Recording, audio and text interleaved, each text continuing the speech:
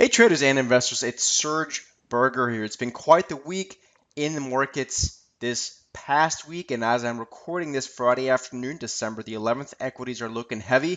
S&P 500 right near that 2020 area. Let's see if they can hold that on a weekly closing basis.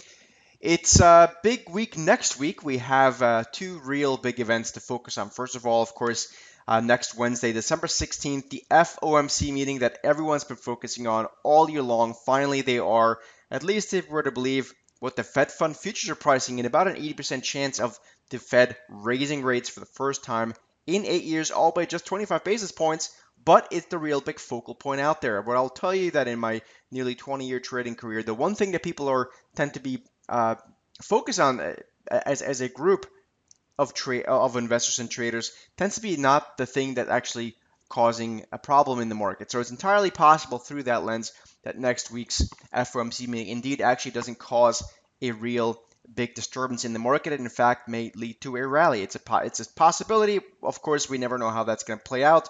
So for my part, I think it's a bit of a wait and see moment for the time being until we get to next Wednesday.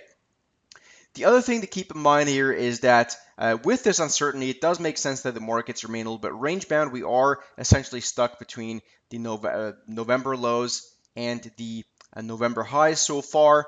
And from that perspective, there's really no reason to press any bets and get ahead of this big news event next Wednesday. The other thing we have next week is quadruple witching options expiration, where the options on futures and options and indices and things like that expire on Friday. Actually, they technically expire on Saturday, but Friday, of course, is the last trading day. So what we tend to see, and we've seen something like 8 or 9 months this year already reflect this pattern, is we tend to see a positive week in the week of the monthly options expiration.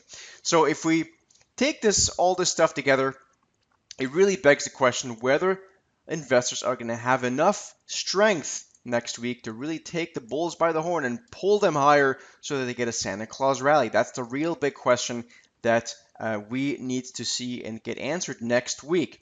From a seasonal perspective, and I've talked about this before, we tend to see, this is the S&P 500 seasonal chart for the month of December. We tend to see a little bit of strength the first few days of December.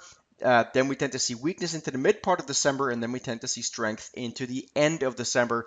So the real Santa Claus rally. If we consider the stuff I just talked about here, particularly next Wednesday's FOMC meeting, and so far the pattern is working out exactly as history suggests from seasonal aspect. In November, for December, we are indeed seeing a pullback here into the middle part of December so far.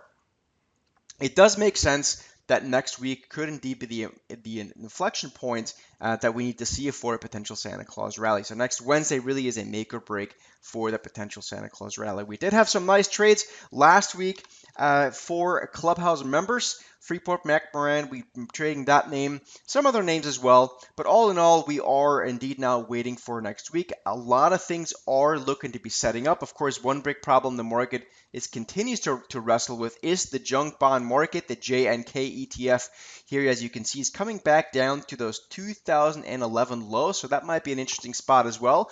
And again, all of these things that I just mentioned are taking place just as we are coming to the December FOMC meeting next week. I hope this makes sense, guys. Please like the video. That's how I move up in the YouTube ranks. Subscribe to my channel, and I'll see you in the next video.